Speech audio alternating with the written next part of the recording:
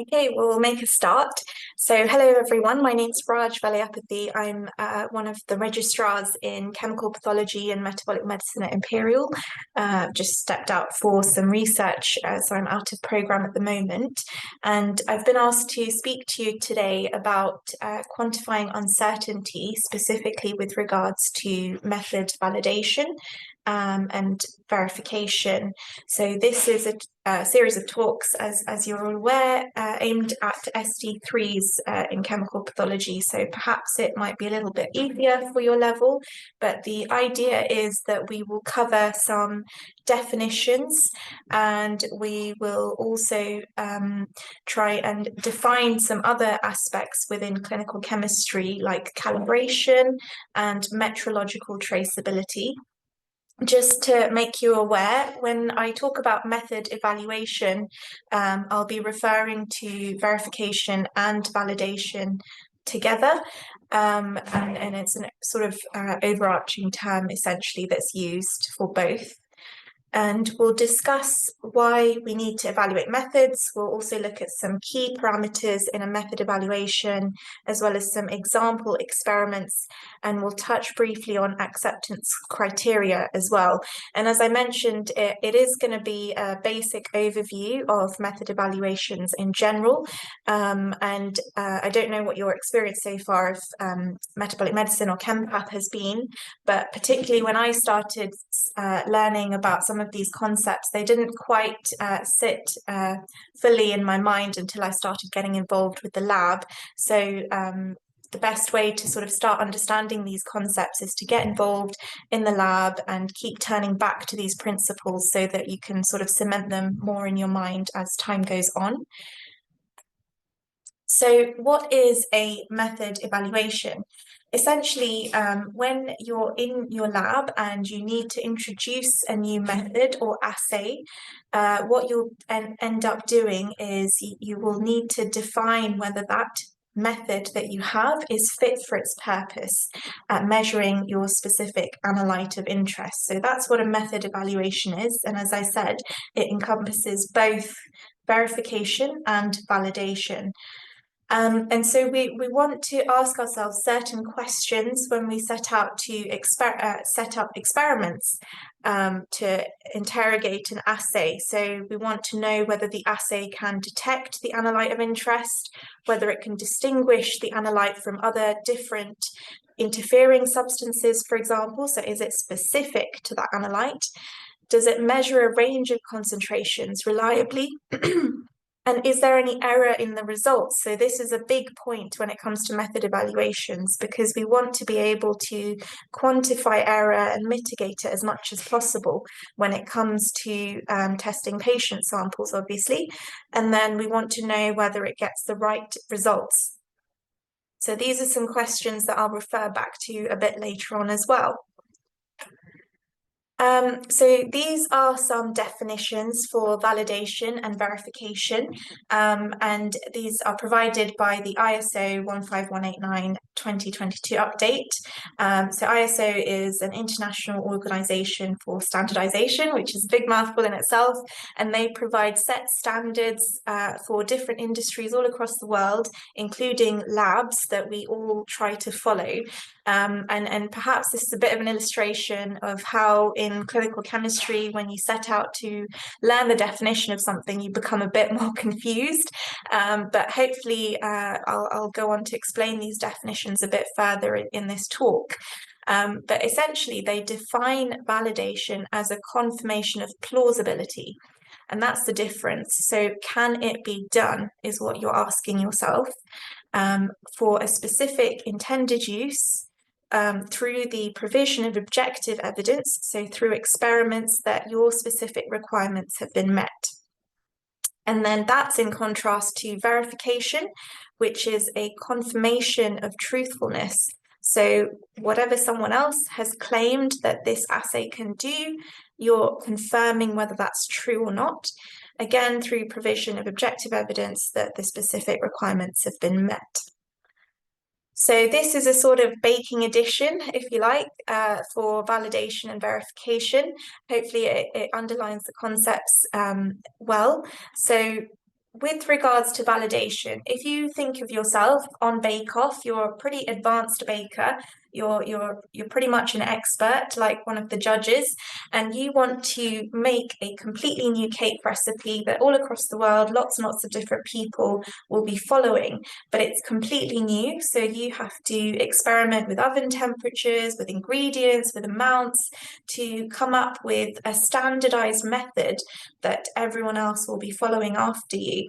And you want to ensure the same output of cake every time for everyone else. So this is obviously a thorough labor of love. So this is you as a star baker, and this is you performing your validation for a new cake recipe, baking edition. And then verification then is where you might be a bit of a novice. You decide you want to bake a cake and you want to follow a tried and tested recipe by Mary Berry, who's a very well-known baker. And so you want to make this cake, being someone who's never made this cake in your kitchen, that's never had this cake baked in it. And so you set out to perform this baking experiment to ensure that you can obtain the best delicious results every single time. So you obviously need to follow the recipe to the letter, ensuring you have all the ingredients and you make accurate measurements, etc. So that's the general difference there.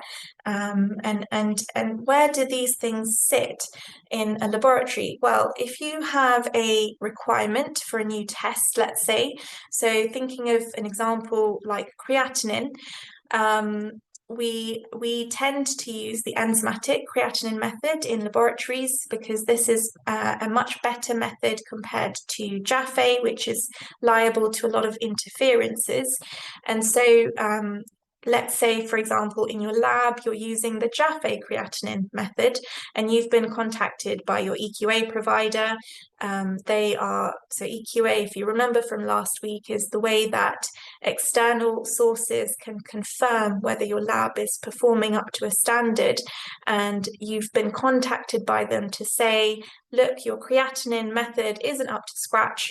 You're going to have to change it. So that's where you're at the moment, and you need a new test to confirm your creatinine method. So you decide to buy a new creatinine enzymatic assay this time. This is a well-known, well-used assay throughout the world in other laboratories, but it's never been tested in your lab. So you perform a verification, which is on the right-hand side, to confirm whether the manufacturer is correct in claiming what they claim about this assay. And once you're happy with your verification experiments, you can then introduce it to patients. And an important point to say is you always need to do these verification and validation experiments before introducing them to patient care to maintain the level of quality that we need. And this is in contrast. So verification is in contrast to validation, where, for example, there's a completely novel test or technology that's never been tested before. Let's say you want to measure a very new gut hormone that's been found. And no one's made a test for that. So you decide in your lab that you want to develop a mass spectrometry assay or some other assay to measure this specific gut hormone. So you're obviously going to go through this whole thorough labor of love to characterize all the clinical parameters, make sure all the measurements are coming out correctly, testing for interferences, etc., etc. So you're going to be doing a validation and correcting that and making sure that you're getting the same results every time before you then introduce it to real patient samples. So that's the essential difference there. And just to say that usually it's going to be manufacturers that will do validations, and it will be your lab that does verifications in this sense. Calibration then is the process of testing tweaking, adjusting a lab instrument to achieve the correlation between concentration of your analyte and the signal that the instrument produces. So what does that mean? Well, thinking of it as a simple formula, if you think of your analyte as X, and it then causes your instrument to produce a certain signal Y, then obviously Y is equal to a function of X. So that's how we tend to think about it. And all instruments need to be calibrated so that we know what each of the measurements mean to ensure accuracy and reliability. And you can think of this as perhaps comparing or adjusting the time on your very old analog watch that you wear on your wrist. So you're obviously going to adjust the dial on your watch to match the time on a clock, for example. And if you have a clock that's particularly old and it starts losing battery, then it will start losing time and you'll have to calibrate it more often, that sort of thing. And this is sort of in a pictorial format what calibration means. And you may have done these experiments yourself. So on the left, you can see some standards here, what we call standards or calibrators. And you can see they increase in concentration as you go up towards the right. And you would conduct this experiment by putting your samples into your analyzer. And these concentrations are standardized, so they will tell the machine when you get this concentration, you give this signal. When you get a concentration of ×2, you give this signal. ×3, give this signal. So then your machine then cleverly makes this calibration curve, which it will then use to give readouts of patient samples. So here you've got an unknown patient concentration, and therefore when that's put through the analyzer, it can read the signal and match it back to what concentration will be in that sample. So this is the process of calibration, really, where you establish this relationship between the concentration of the analyte X to the signal produced by the machine. Metrological traceability, then, is a process whereby we can relate our method in our lab. Any assay that you run in your lab should always be able to be related back to a reference method. So if we think about labs, for example, in London versus a lab in Glasgow, we want to be reassured that we get the same HbA1c result, for example, in this lab, in both labs, essentially, because they will all relate back to an international standard. So this international standard will produce a calibrator that calibrates this definitive method. A calibrator from here will calibrate the reference method, and so on and so forth, until you can see that there is an unbroken chain of accredited comparisons or calibrations that can relate back to your international standard. So, important point, calibrator values or results must always come from a calibrated test method and vice versa. And as you can imagine, your uncertainty is going to increase as you go down this chain, because each of these methods have an increased level of uncertainty as you go downwards. And why do we need to evaluate methods? Well, this is to estimate error and uncertainty, as I said before. This is the biggest point when it comes to method evaluations. Because we want to mitigate error, we want to quantify and mitigate it, and we also want to provide some objective evidence in case things are challenged. For example, if you are challenged about, let's say, a prostate-specific antigen result, and someone says to you, look, you've given us this value, we've had to go away and do all these extra tests for this patient because of this very high PSA value, you could go back into your method evaluation to ensure that the method was performing to the standard expected of it, and you can use that as a defense against challenges, for example. You want to know that the method is reliable, that it gives reproducible results, within the given specifications of the method, and you also want to meet accreditation requirements. So an example of an accreditor could be UCAS, for example, as you will have heard. They're like kind of the Ofsted for labs, where they uphold standards that we all should follow. So these are all some reasons that we need to evaluate methods. When are validation and verification required? Validation is required at any point when a method is developed by the laboratory or if a method is changed in any different way. Let's say that you have a specific method using a source of light with a bulb and you change out the bulb which the manufacturer didn't give you, then you'll have to revalidate and things like that. Or if you ever use a method outside of its intended scope. So that's where you tend to use a validation. And verifications then are done whenever you bring in a new assay which has already been validated by the manufacturer. You just want to confirm that their claims are true. And you can get a lot of this information about the manufacturer's claims from the kit insert. These are some characteristics that we tend to quantify when it comes to verification and validation, and this is not an exhaustive list. You tend to see less of these experiments being done in verification, whereas, as I mentioned, validation is a thorough labour where you do tend to do this exhaustive list and more to carry out. And as I mentioned, the kit insert for each of these assays that you're interested in will have most of these values already quoted in there, so you can verify whether they're true.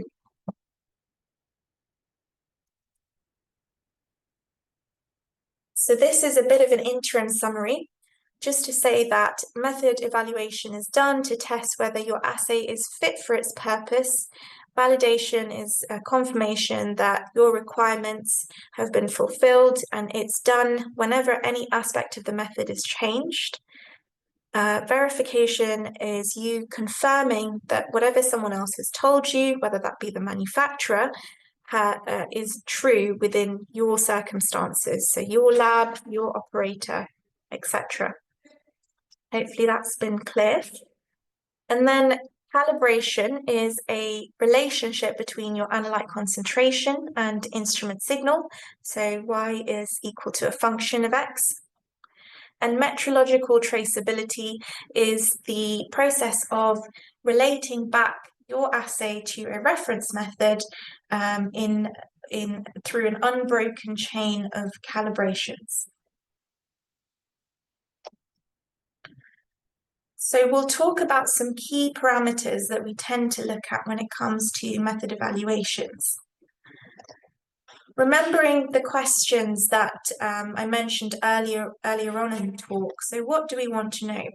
We want to know, first and foremost, is there any error in the results? So imprecision, whether we can depend on the results, whether they're reproducible.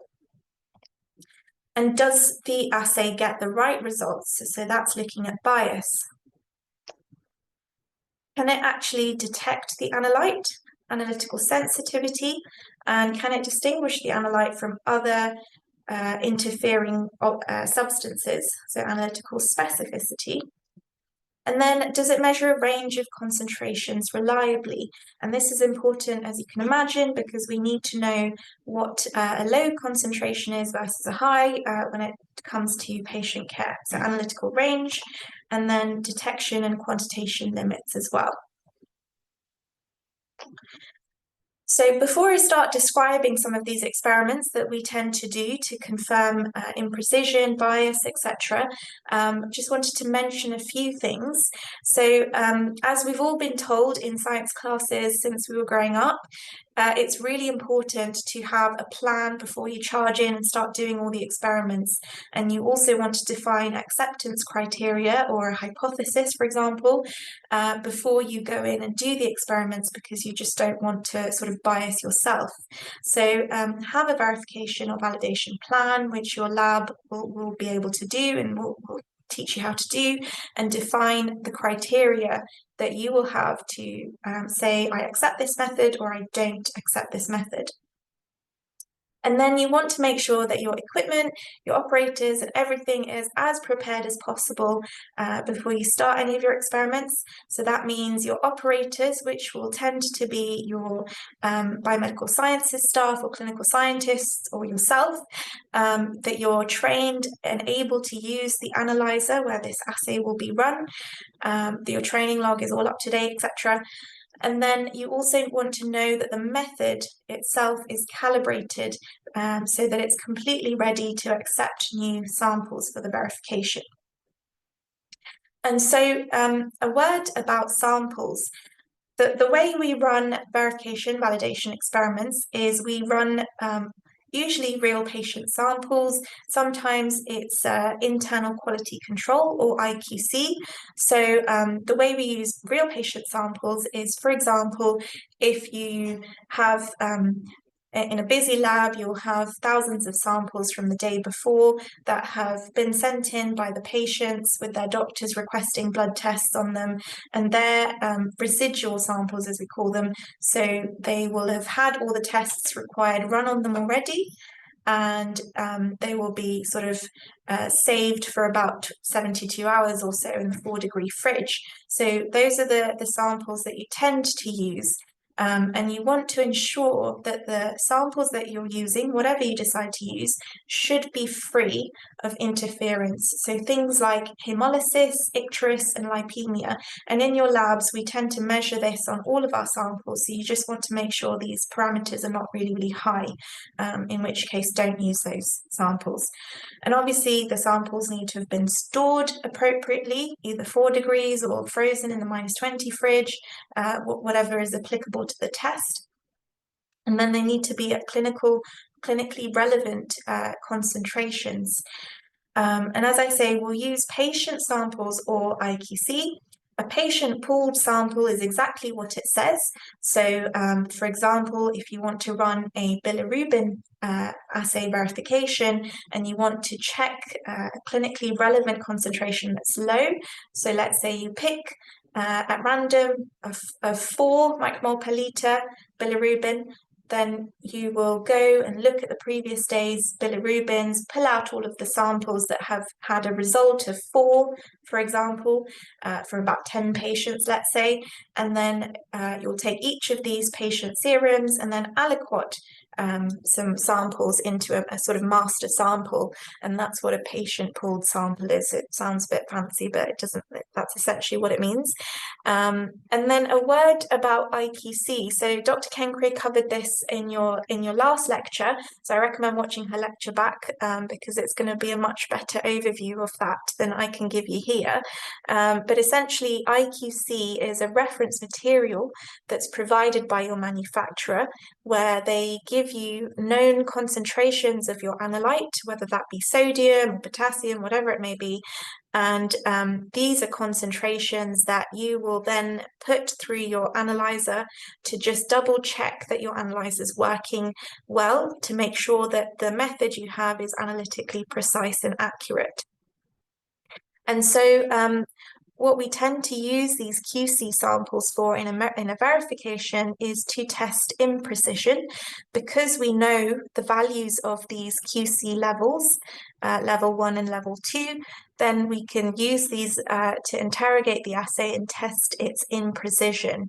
And just to mention again about the clinically relevant concentrations, so in your lab you'll have these, maybe a 120 sample and a 160 millimole per liter sodium sample to be testing.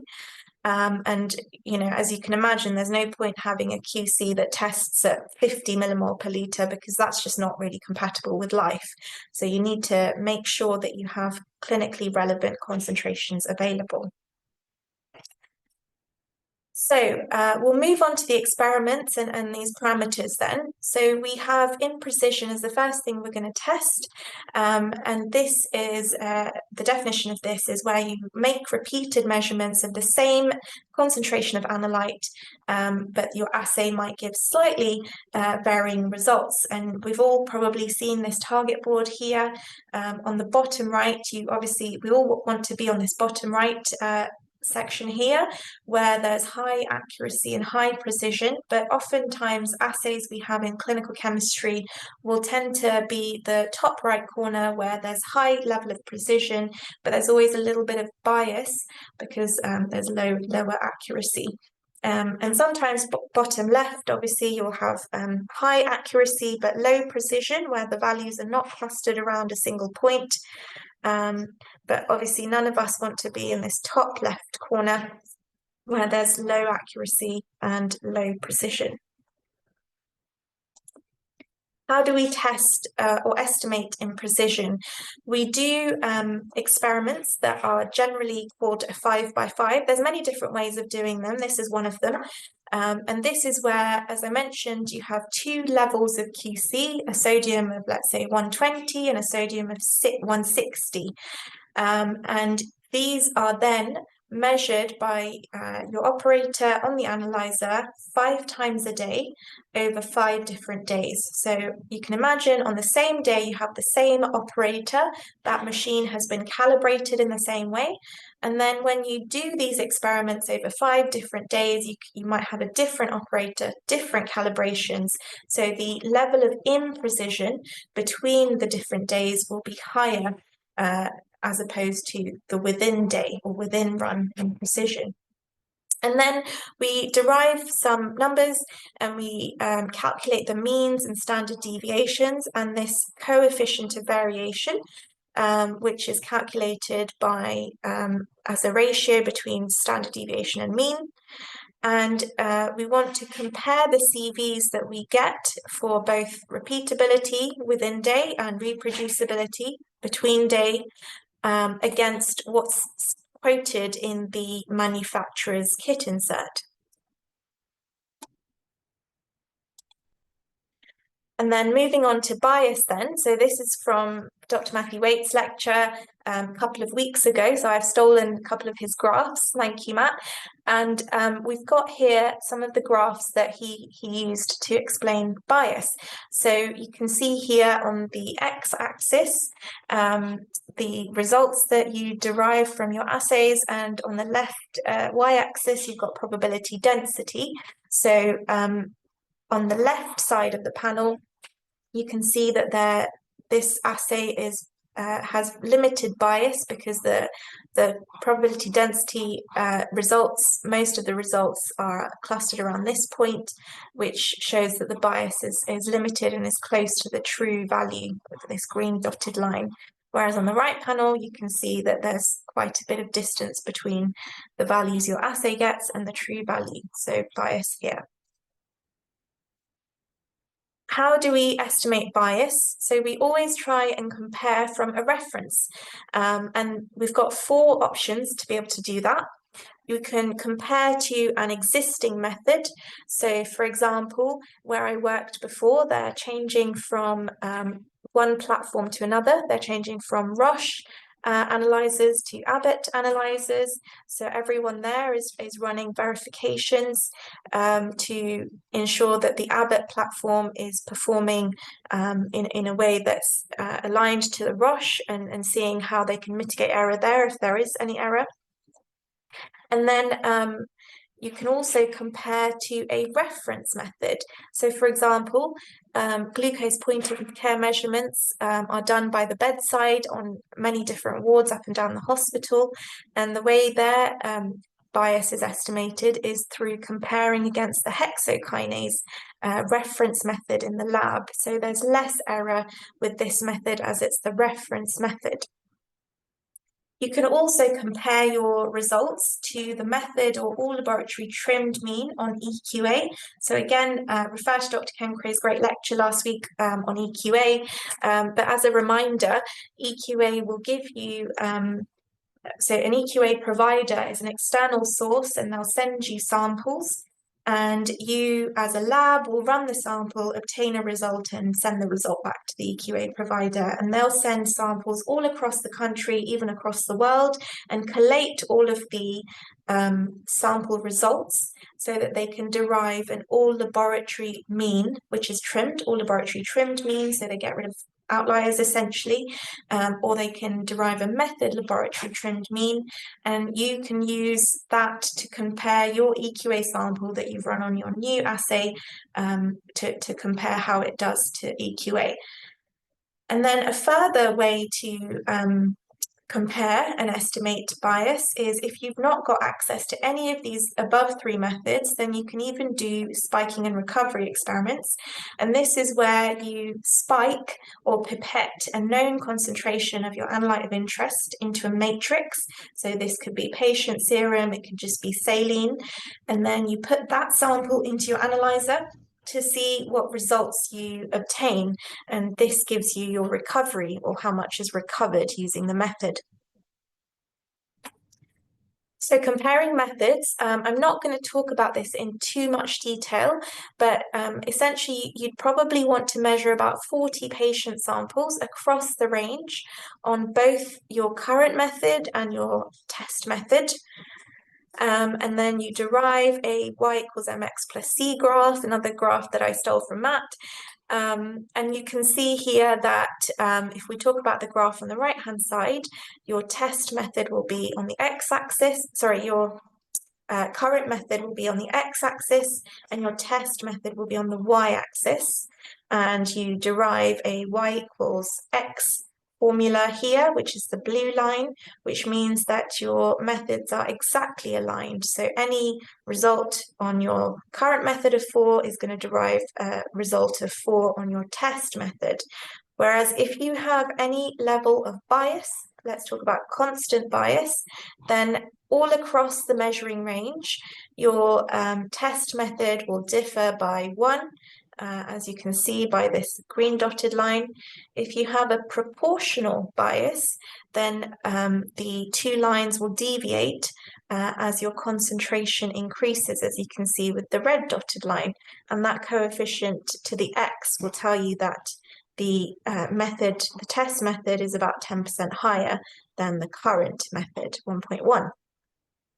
So you have your y equals mx plus c graph. You can also compare the means using statistical tests on software. And in clinical chemistry, we tend to use graphs such as Bland-Altman and Passing-Bablock as well. And this is a comparison of bilirubin methods. You've got method A, your current method, and method B. And you can see here on this graph, the blue dots represent each patient sample that we've run. And then the software has drawn this sort of line of best fit here for us. And you can see here that it calculates the y equals mx plus c formula, as well as giving you an r-squared value, which gives you the correlation between the two methods, so how well they agree.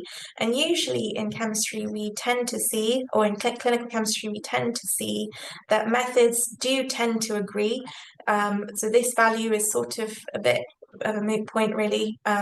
We want to know that it's good enough, but then it doesn't tell us very much beyond that, essentially. So this, as an example, you can see here that method B is about 16.7% higher. So this coefficient of the x minus 0.88. So there's a constant bias of minus 0.88, proportional bias of 16.7%.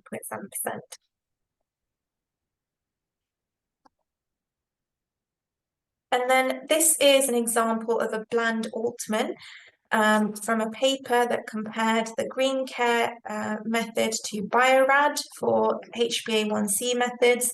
They measured HbA1c in percent, not in millimole per mole. And you can see here that the way to plot a Bland-Altman, there are a couple of different ways, but they've decided to plot it with the means on the x-axis, so the mean of the two methods. On the y-axis, they've plotted the difference between the two methods divided by the mean, and then plotted each of the points, the data points along here. And this derives the difference between the two methods. So green care and Biorad here differ by a mean of 3.5. So that's the extra information that a Bland-Altman can give you.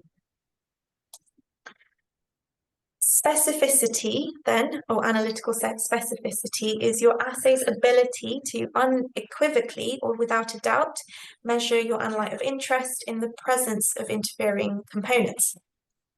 So these interference could be HIL, so hemolysis, icterus, and lipemia, drugs that the patient takes, EDTA contamination, antibodies, it could be anything. Sensitivity refers to your assay's ability to produce a change in signal for a given change in the analyte concentration, and your analytical range is something that you should always test because you want to define the reportable range of the assay.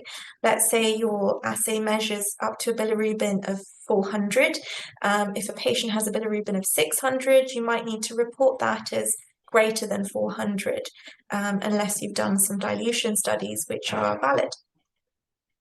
And then you also assess the range over which the instrument signal is directly proportional to the concentration, which refers to linearity. And then thinking about detection quantitation limits, graph here shows increasing concentration on the x-axis as we go to the right, as well as relative frequency. We'll focus on this x-axis initially. So a limit of blank is where you introduce samples into your analyzer that contain absolutely no analyte at all in it. So it could be water or saline, nothing of your analyte of interest is in that sample. And you look at whether your analyzer thinks there's a little bit of sample and what results it comes out with. So that's the lowest value. And then your limit of detection is your lowest concentration of the analyte that can be reliably distinguished from the blank. So it's going to be slightly higher. And then finally, limit of quantitation is defined as the lowest concentration of your analyte that's reliably quantified with less than 20% coefficient of variation, which is a sort of generic or arbitrary definition within kind of chemistry. So your LOQ is going to be slightly higher than your LOD, which is slightly higher than your LOB. And then briefly touching on acceptance criteria. So verifications, you're essentially checking, does it meet the manufacturer's claims? That's all that you're answering, and you can get these results from the manufacturer's kit insert. Validation, on the other hand, is a little bit more complex, and some of these aspects you might think of within verification as well. But thinking about some of the experiments we talked about, so imprecision, you might define your CV, your imprecision acceptance as a CV less than 5%, which is an arbitrary number, but generally thought to be quite good, less than 1 in 20 of your values being imprecise. Bias, you might set your acceptance criteria as measuring the proportional systematic error at a clinical decision limit. So what do I mean by that? So if you think of troponin as an example, your hospital will have a specific cutoff for troponin that clinicians will decide whether to send, along with other sort of criteria, whether to send the patient for an angiogram. And so you want to be really, really tight at that specific decision cutoff. And so you want to estimate the systematic and proportional error at that specific cutoff and set some acceptance criteria. Your criteria can also be based on total allowable error, which Matt covered a couple of weeks ago, and it refers to a combination of imprecision and bias. And then it could also be looking at proficiency testing criteria as well, and is just generally based on clinical judgment. So in liaison with your clinicians, you need to always make sure that you understand how patients might be affected if you change things with your assay. So these are some things to think about. So hopefully we've covered some definitions today of method evaluations, calibration, and metrological traceability. We've looked at how to, or why we need to evaluate methods and how we evaluate methods, as well as touching very, very briefly on acceptance criteria, and just to say that this is a very basic overview. So if you want to sort of find out a bit more and sort of train yourself a bit better in understanding some of these concepts, It would be helpful to get involved in a verification with the lab alongside a sort of mentor who can take you through what goes on with that. It's helpful, or I found it helpful to familiarise myself with reading kit inserts because it was helpful for my duty biochemist shift. You should find your local lab's policy on how to perform a method evaluation because they often have good examples that are helpful for Module 1 FRC Path revision. And finally, I'm sure everyone's heard of Deacon's challenges. They're available from the LabMed or ACB website, and they take you through with example questions some of the theory and statistics behind method evaluations.